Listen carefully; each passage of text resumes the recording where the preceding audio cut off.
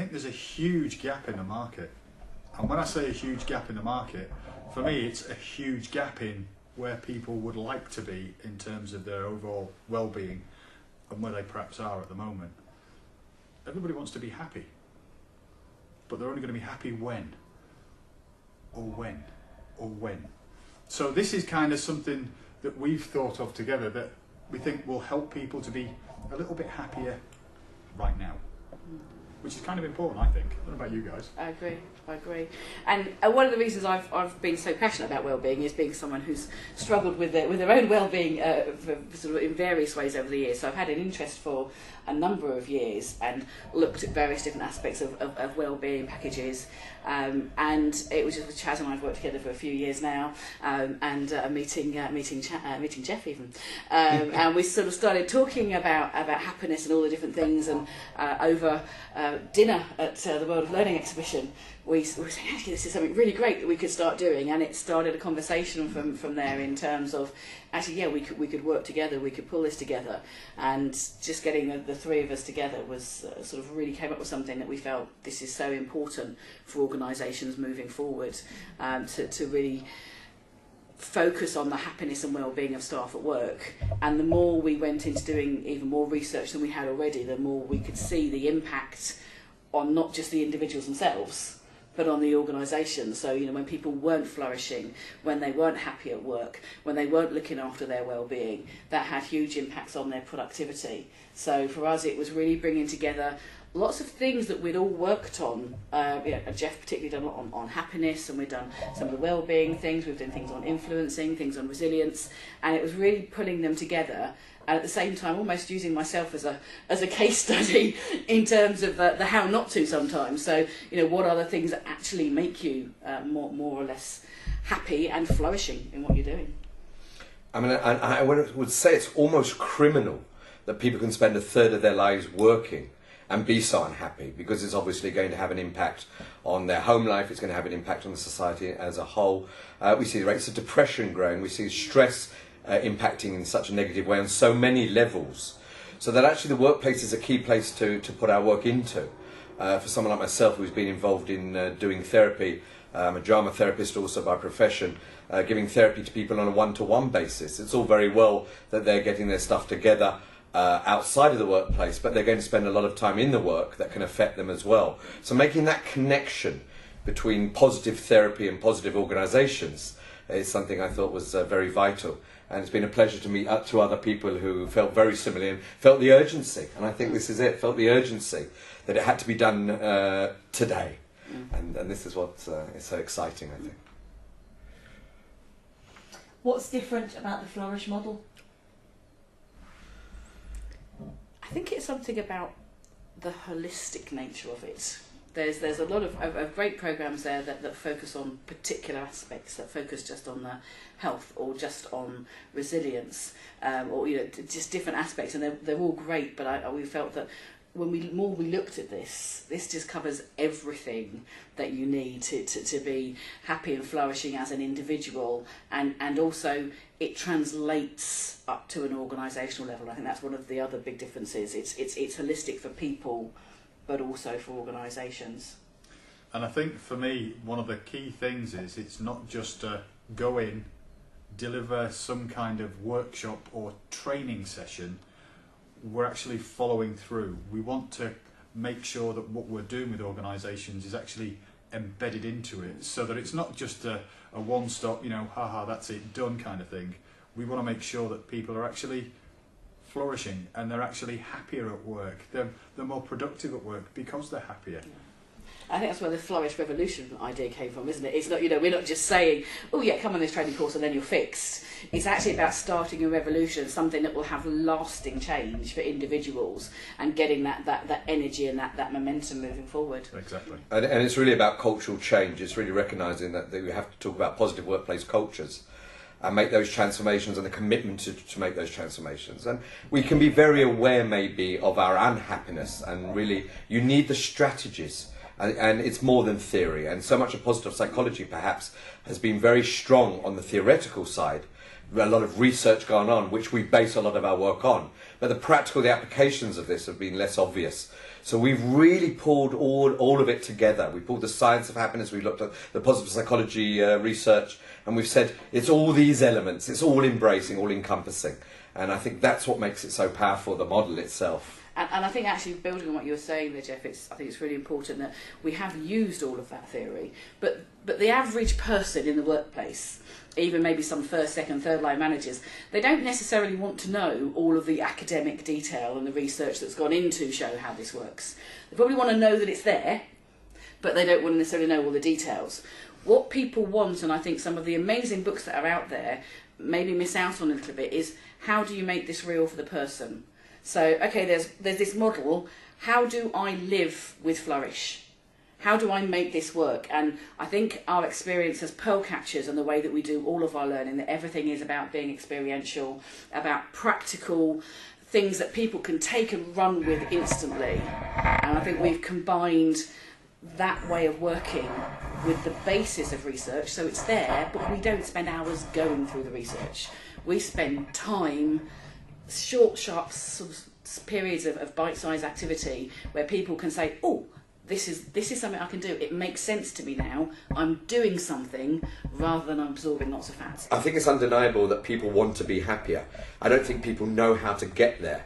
And I think you need to give a really clear road map as to how to do that. And I think that's what we've been working on. And we weren't happy ourselves until we really established something that was accessible, that could be translated in people's lives, personally and professionally.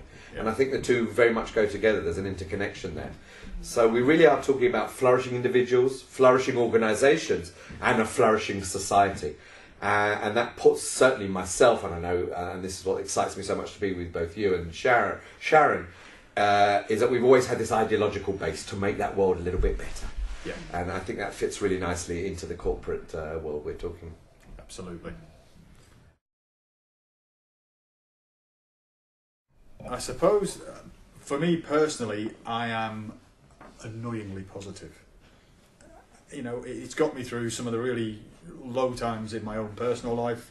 You know, getting through lymphoma, that was one of the things. My attitude got me through so much. And I recognise that it's that kind of thing that, you know, okay, some people find it annoying. Other people actually really respond well to it. In fact, the majority of people really respond well to it. And I think being positive is so much better than being negative, and that's kind of where I'd like people to be. What is it? Nobody ever did anything positive with a negative mindset. So I'm looking at changing people. They have to want to change themselves. I realise that. I want to change people, and I want them to know that I want to help them change to be more positive so they can get more out of their life. You've heard the saying, it's not the years in your life, it's the life in your years. That's key for me. I mean, I've been concerned for many years with the level of negativity and the impact it has on people's health and in general the way they conduct their lives and what it does to communication between people, how it affects society as a whole. Something that's always been a passion of mine. That's the reason why I went from a strong community theatre background, where I was essentially helping people there to give them a voice, to a drama therapy based thing, which was really helping people to deal with their own personal well-being and how things can impact on them. To give them that resilience and strength to be able to cope with life on a day-to-day basis. I mean, I've seen it within my family, I've seen it myself, I've experienced it as well. I think we've all had experiences of moments and bouts of depression. It's not easy to negotiate and to deal with so many society pressures. And knowing that I've come through what I've come through, understanding the skill sets I've got, I feel it's a responsibility, a real responsibility. So I'm loving it, and I feel it's a responsibility. And it's really a case of, this is what we're here for, I think, in this world. We're all on a journey together, and to help each other progress and get that little bit more out of life, to realise a little bit more of one's individual potential. So it's and to work with such wonderful people on this. So it's great, yeah. That's been an added bonus, I've got to say.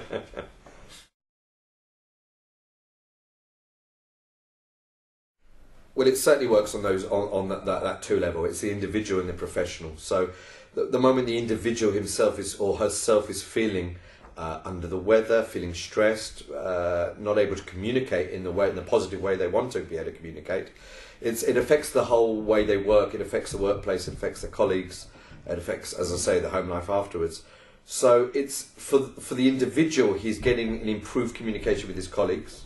He'll be getting his stress levels reduced because he'll be able to know, have the strategies to how to cope in those moments of stress, because there will always be those stressful moments. The workplace is a highly pressured, highly competitive place today. And that's going to be something that the individual needs to know what to do in those situations, how to create that balance, almost that work-life balance. We're talking a lot about the technical side of work-life balance. Here we're talking about really the emotional side of work-life balance. I am therefore becoming individually balanced in the way that I can cope with moving from home to work and work to home again without being thrown off. So it's very important that people know that they're getting something that's going to be a way for them to flourish as individuals and as employees. And of course that will be beneficial for the organisation as a whole. So yeah. So the one thing for me is, I know how resistant people are to change generally. If you were wearing a watch now and I asked you to swap it from one wrist to the other, you'd feel weird. So I know that change is not always easy, it doesn't always necessarily go, and if we ask people to make huge changes, it wouldn't work. And I think this is where we're kind of looking at things. We want people to make small changes, tiny little things that can actually have a huge impact. Even, for example, just the way somebody sits can have a huge effect on the chemical makeup of their body, which has an impact on their happiness levels. Simple things, tiny small things have a big impact, and that I think is another thing that we can bring to people. You get a lot of these change programs that come in and say, we're going to change the world. How many of them fail?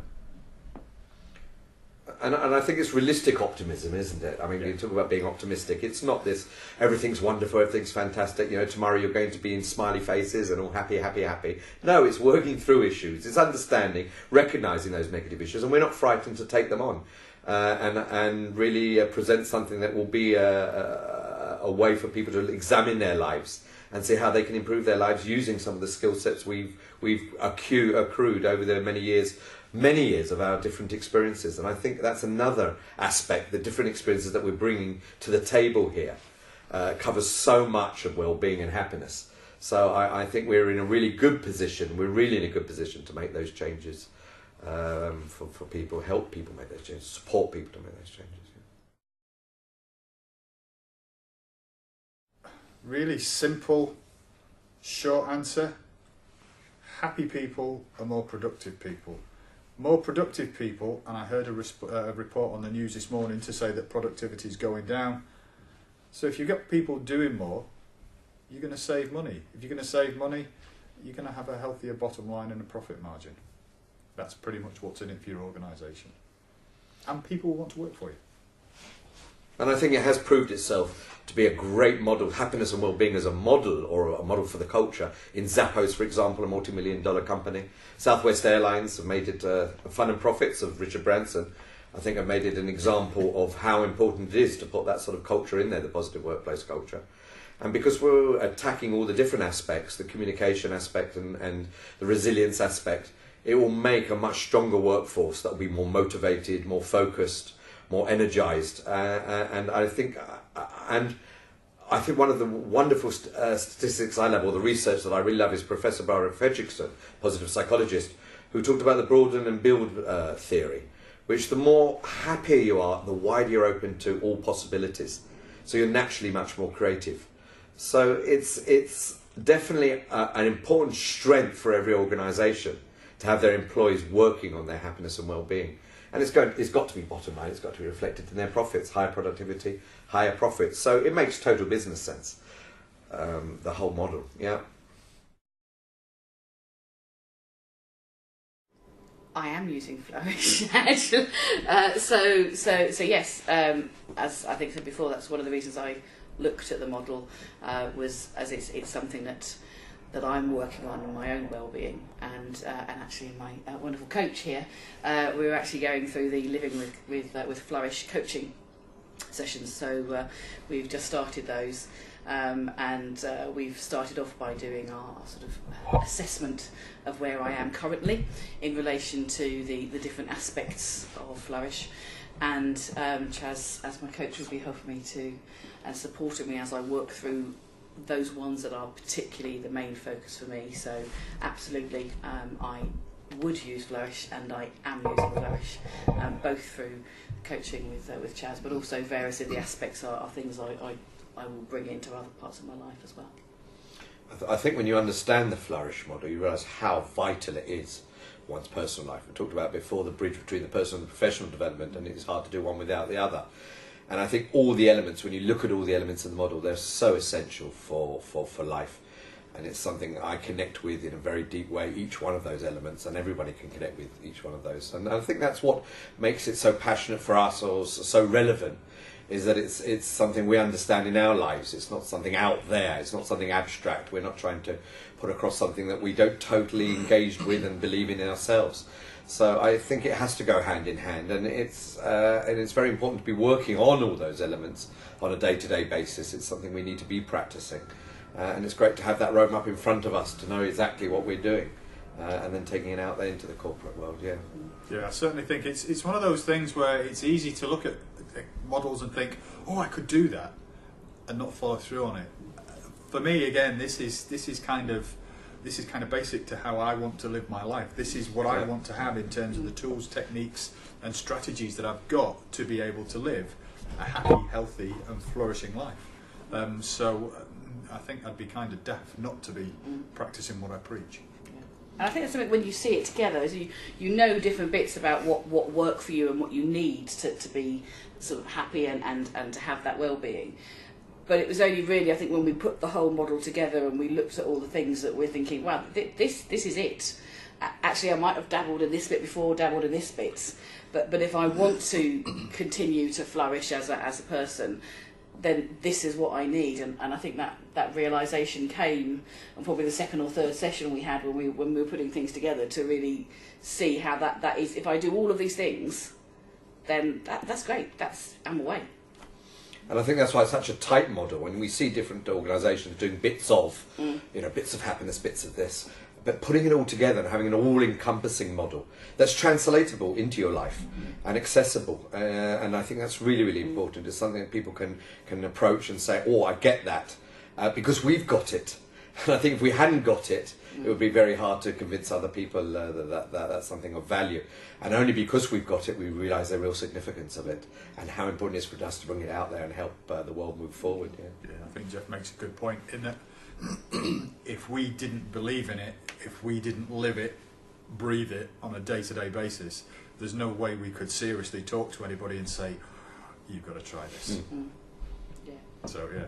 And I think that going with that is, I think you're right, we do live it and breathe it, but we're not perfect. Absolutely. I'm certainly not. And I think that's the thing for me, why wanting to do the coaching is actually saying we recognise this stuff, but we also recognise that even though we know some of these things, doesn't mean we always do them every day. And I think there, for me, there's something about, we are just normal, flawed yet perfect human beings, all of us. We've all got things in our life that we're really good at, and we've all got aspects that we're not so good at, and I think that actually probably varies between the three of us. So we're not saying you must be perfect. We're not perfect, but actually we know where we want to be, and we're working towards it. We accept who we are at the moment, but we're on a lifelong journey, and actually Flourish is going to mean that we're here for a heck of a lot longer, and we're a heck of a lot happier as we go through that journey. Absolutely. Because there are going to be negatives, there are always going to be negatives, but knowing how to answer them with a positive. And I think if maybe one thing that was criticised about positive psychology in the beginning of its journey was that it was too optimistic, if you like. But I think it was just in conjunction with what was going on before that. There was so much pessimistic attitude, so many negative behaviours and thinking. And to recorrect that and rebalance it. And I think now we've also, within our model, we're recognising that things aren't hunky-dory. But what do you do with that in that situation? How do you take it and transform it? And I think that's really important, that you've got people, giving people the possibilities of change. And that's what's of value. And I think with your point, we've talked about realistic optimism as Totally, well. yeah. So it's not optimism as in completely pie in the sky that it's never going to happen. Hey, next week we're going to have world peace and and we'll have cured all of the illnesses in the world. Well, we know that's hey, it would be lovely, but it's about that being realistic. So okay, we might not get that next week, but what can we get next week? So it's about being optimistic, but not to the fault of all else. I think that was one of the issues you said with positive psychology initially. It was like, yeah, everything's wonderful. So it's getting that balance, I think, and I think actually balance is a really good word for what we've got here. Yeah, I think so. I think that what we have in Flourish is all about Absolutely. people having balance in all of these different aspects of their life. Absolutely.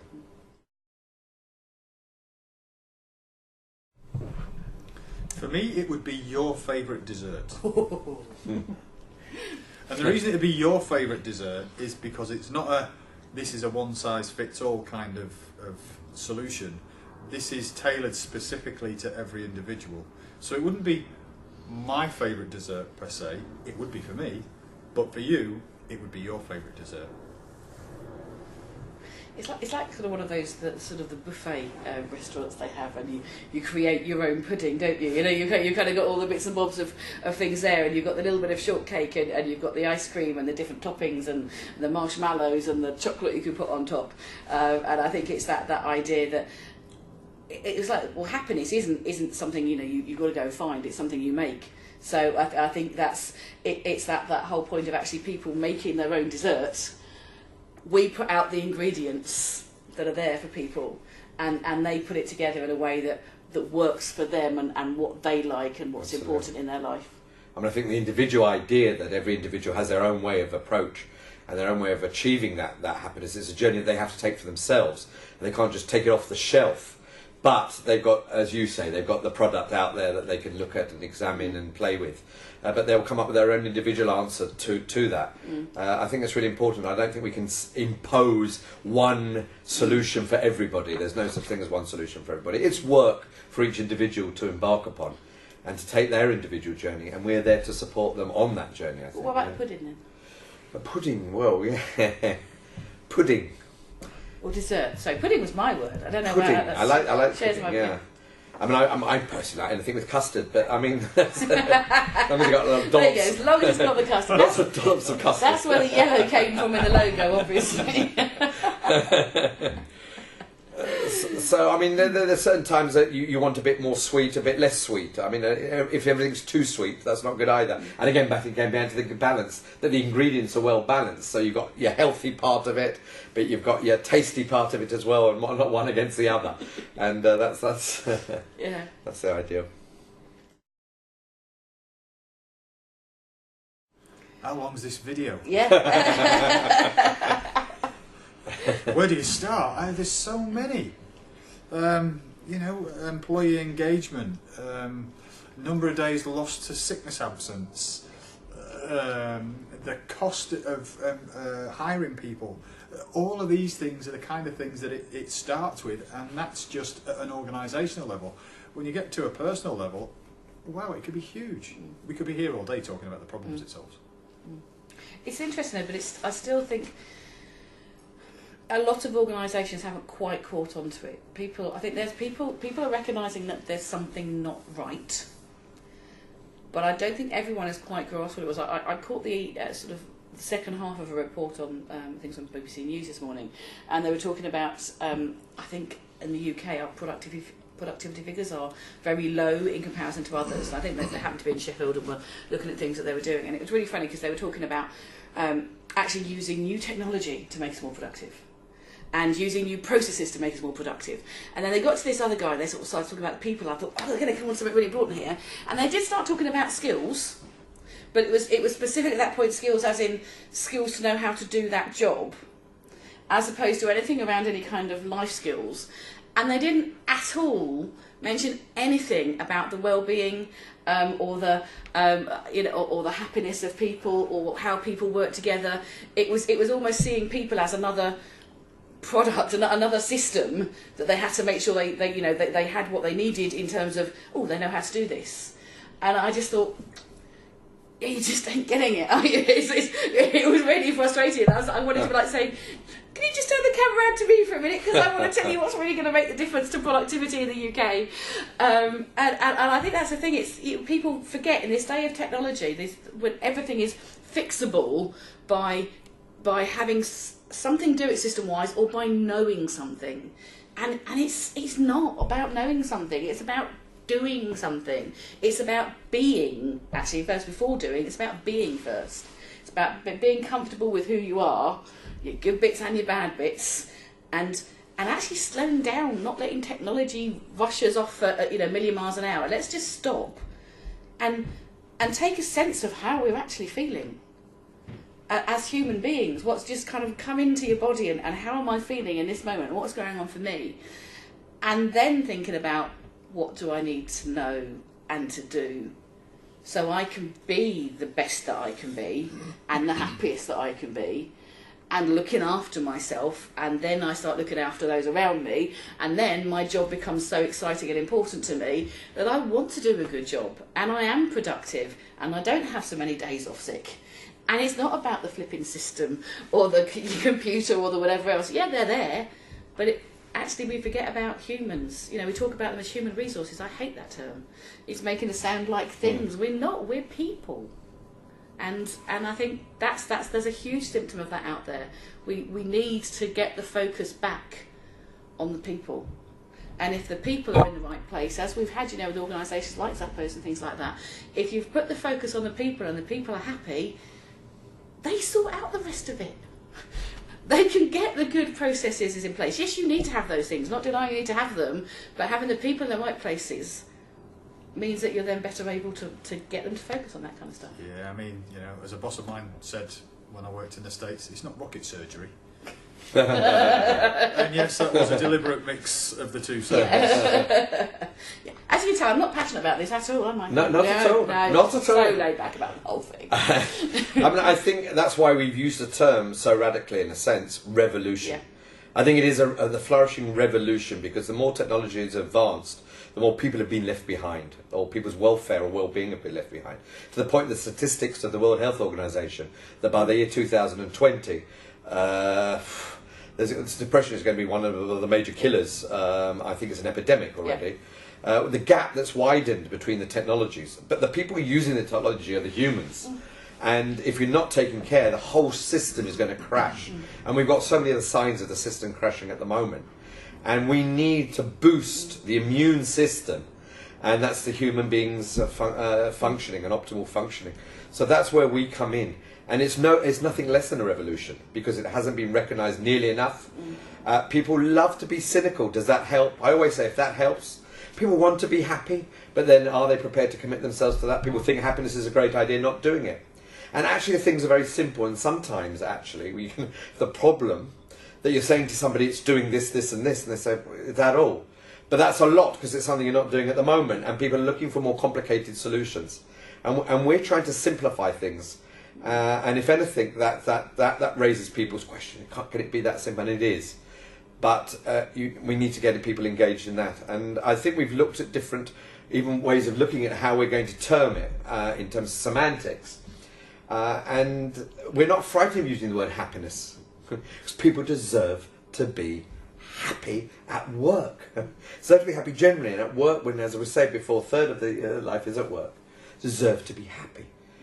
And it's like breathing. It's get to the point that we won't be able to breathe if we don't put money and energy and time into this. We have to put all our resources into this to help humans flourish. Otherwise, we've got great technology, but no one's going to be using it, because everyone's going to be at home, depressed, and not going to work because of the levels of stress. I like what you say about the simple bit there, Jeff. Is that we've talked a few times about this idea of the VUCA world, that we live in a world that's volatile, uncertain, complex, and ambiguous. But actually, it doesn't all have to be complex. This is actually really simple, basic stuff.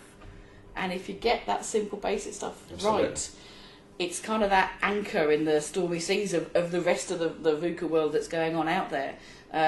It's not rocket surgery. Yeah, and the thing is, yes, it's simple, but it's not necessarily easy. Yeah. and that's why we are here to help people to bring it to life. Because if it was easy, everyone would be doing it, and we wouldn't have needed to create this, and we wouldn't be going out there saying to people, join the Flourish revolution. Yeah, absolutely. And I think that's where we can come in. It's not easy. It is simple.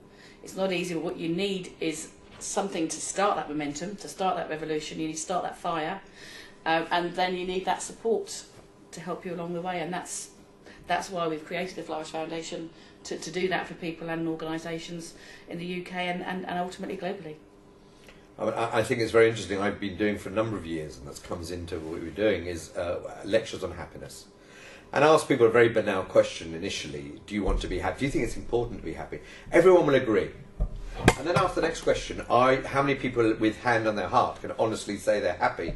And it literally goes down to about 15% of the room. And so I was saying, if that's the case, the gap between the ideal and what's actually happening in practice, it means that all our thinking and all our behaviours have got to be completely reversed. And again, revolution idea comes in, is that everything we've been thinking up to this point is not working. All our wisdoms that we so think ourselves so clever, that we know the answers, clearly we haven't got the answer for the most essential thing that we need, which is happiness, which we agreed on in the initial question. So we really have to be thinking about different mindsets, different behaviours, and that's something we're introducing certainly in our Flourish Revolution.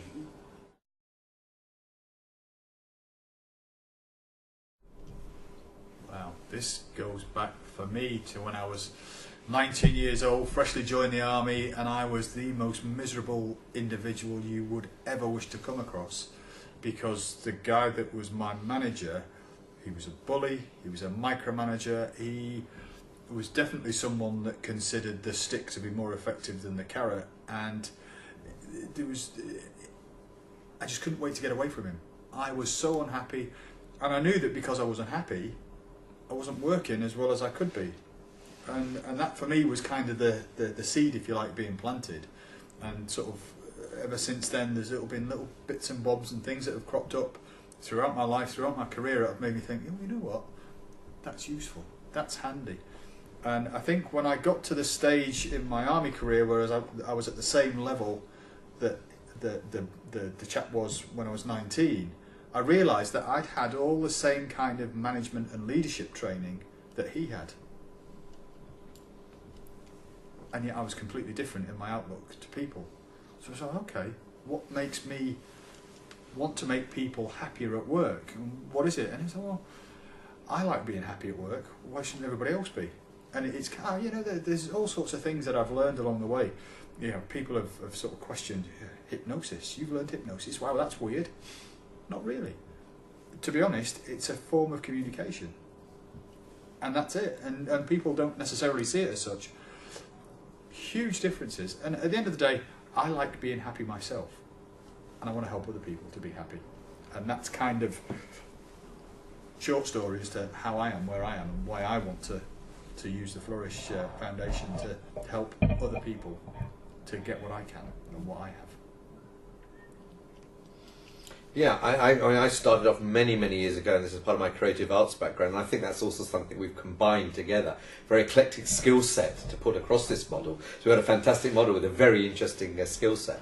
As I started off with community theatre, I was helping people, give people the voice to express things. And the more I realised that it started off a little political, but then the political question became very much a personal question. People wanted to express some inner angst and inner problems and tension between themselves and what was going on in society.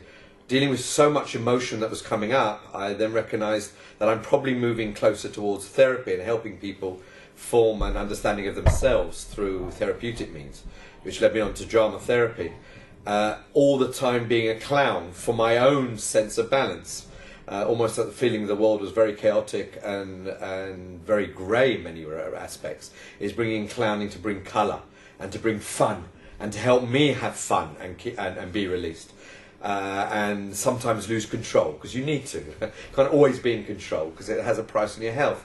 So that balance of doing the clowning, doing the drama therapy as I was going along, realising, taking into account people's well-being, led me on to altogether different, but at the same time very much connected, which was medical clowning, which was taking clowning into hospitals and helping people with illness. then realising statistically 70% of illnesses are a result of stress and tension. So then I took all my clowns that I was training at the time out into the streets to help people feel happy on the streets in order that they won't arrive at the hospital. So it's all like preventive medicine. I thought I've now gone on to preventive medicine. And then I looked further and got very involved in the positive psychology field and realised, well, workplace is so, so important. And if I had along the way been in the workplace culture, I've been doing some training in different aspects in role playing through drama therapy. Now it seemed to me the key issue of well-being and the key issue of happiness in the workplace. And that then brought everything together, essentially brought my skill set, my experience, my journey into something that was personal but collective at the same time, and that I could translate it now into the corporate world. And I think that's a very important place to be, because as I say, so much of our time is there. So it all fits together in a really, really beautiful way. That, as I said before, I think if you're feeling good at work, you're coming home, and it translates in your relationships at home with your kids, with your neighbours. I think it's really important. There's something really beautiful we talk about called emotional contagion, which is actually getting people infected, if you like, infected by happiness. And people are so much doing the opposite, aren't they? They're infecting people with their nerves and irritability, because they're irritable at work so much of the time. So for me, it's a real natural progression to have reached this point and be able to reach a wider audience, and combine it with these other two great people that allows it to happen. I mean, I really think the combined experience and the combined is I mean, we are revolutionaries. We really are. Absolutely. And I think for me, there's two key journeys on my life that have kind of brought me to this point. So, as a person, other people have always been very important to me. So one of my deeply held values is about helping and supporting other people, and that's, you know, gone through my whole career in sort of my early days and my days as a manager, and then sort of moving through and seeing organisations go through huge change, and even though I was in roles as a change manager and a programme manager, you know, for me it's about, well, actually, let's make sure that people are okay. So people's well-being in its widest sense and helping people be the best they can be has always been important, even before I realised that kind of going into you know, sort of being a learning facilitator and doing that. So in all of my jobs, it was there before I knew it was there, if that makes sense. And you know, I've seen in large organisations when I've worked for them the impact of things that are going on there, and the mood of people, and people's individual well-being, how that affects things. And then since starting Pearl Catchers and then going into other organisations, you can just see the impact it's having on the wider organisation, what's going on from a cultural point of view, and that people, you know, are being trained on, okay, let's have a stress management afternoon training, or let's do a bit of time management this morning, or a little bit on confidence. But it's kind of piecemeal and just kind of thrown at people. And so as I've gone forward through that, there's always been a, you know, wanting to look at whatever way I can to help people, and feeling more and more that this is becoming an epidemic. It's a point where something needs to happen. And I think probably earlier in my career I wouldn't have had the confidence to think that I could have made any contribution to that. But I think as I've grown and as my organisation's grown, and I've got together with these amazing guys that have got that, yeah, we can do this. I think that's kind of made it the right time. The other aspect for me is the much more personal side of things, that as an individual I have always struggled with my well-being, my health, and my feelings about myself. So I think, you know, so you guys know, I had a lot of health issues when I was younger. I which weren't diagnosed until I was about 8. So I had a problem with my kidneys, which basically meant that every time I went to the toilet, my kidneys got infected. So I had a constant infection in my kidneys until I was 8 years old. That wasn't spotted. All I got done was actually getting told off for wetting the bed, which was actually part of the illness, but actually was not a nice thing to be.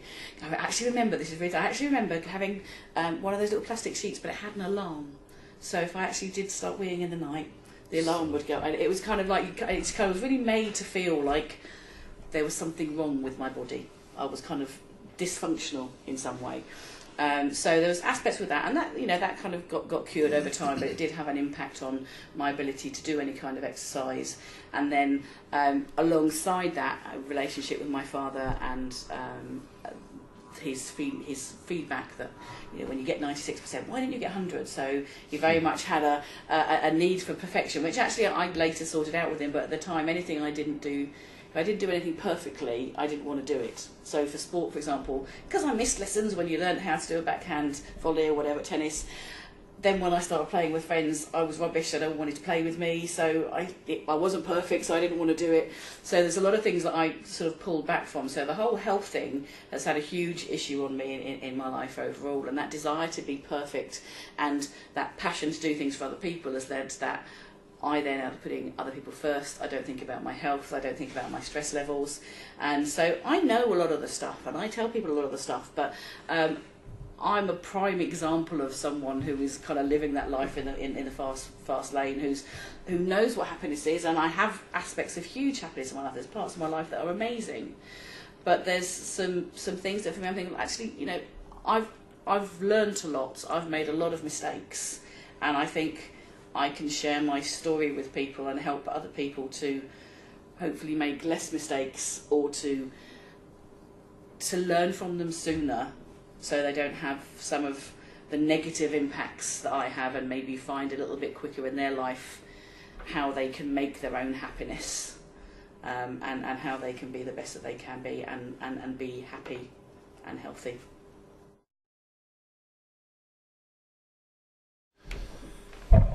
If it was to be something huge, long-term and almost unachievable, I'd say to make everybody in the world happy. I've got to be honest, I think that's shooting pretty high. However, I'm not going to quote this perfectly, and I can't remember who it was that said it. If you aim for the stars and you don't get all the way there, you'll at least be out in the heavens. Beautiful. So as many people as possible that we can impact using this. The whole world would be my goal. And if we don't quite get there, I think I'd be okay with that. But I think it's about the starting something aspect as well. We've used the revolution word quite a few times, Yeah. and I think that's really important. So we're not saying that actually the three of us sitting here are going to heal the world and make everybody happy, because that's not going to happen. But if we can be a part of that process of starting that revolution, that contagious energy for, like, do you know what, we need to do something. And to be honest, to some degree, if some people use our model and some don't, but the focus is ultimately on people ending up happier in their life and at work, then that's great. If we can be one little part in this whole journey for the world to be a happier place, then that's got to be worth working towards. Yeah, I got to be honest. I mean, maybe I was being facetious when I said let's make the whole world happy. One person. Yeah. To start with, just one person. That'll do it. And if that's, like we say, infectious, and it starts just generating more people, perfect. Yeah, I mean, I think it's very much an individual responsibility. We can't do all the work.